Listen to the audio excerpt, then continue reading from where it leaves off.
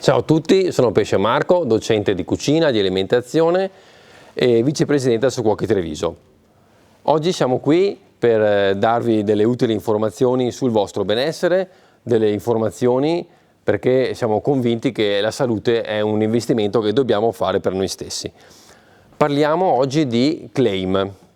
Cosa sono i claim? I claim sono delle informazioni che troviamo nelle etichette, potete vederle nell'immagine, sono delle informazioni che molte volte vengono mascherate da pubblicità, da azioni di marketing. Vi dico questo perché è vero che nell'etichetta è obbligatorio scrivere tutte quante le informazioni utili, ma spesso e volentieri l'industria aggiunge anche azioni di marketing ai propri prodotti. Quindi ogni volta che noi vediamo un prodotto con scritto senza zuccheri, senza grassi, con aggiunta di vitamine, con aggiunta di sali minerali, abbondante fibra, è vero che è un'informazione in più per noi, ma dobbiamo chiederci: a noi serve acquistare un prodotto senza grassi o posso fare a meno di mangiare un dolce? A noi serve acquistare un prodotto con abbondante fibra o posso mangiare una mela o una verdura in più?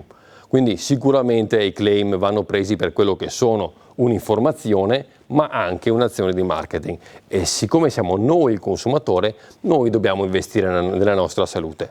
Andiamo a vedere adesso qualche particolare che possono avere i claim. La prima cosa che io vi consiglio sempre di fare è non solo guardare l'etichetta dalla parte anteriore, ma girate anche la confezione e andate a vedere cosa è scritto non solo tra gli ingredienti, ma anche e soprattutto nella tabella nutrizionale.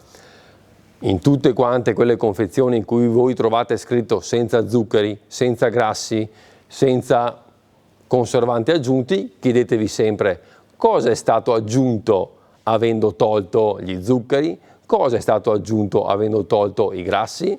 Girate l'etichetta, leggete l'elenco degli ingredienti e poi confrontatelo con un altro prodotto simile nella tabella nutrizionale. La tabella nutrizionale ci dice sempre la verità.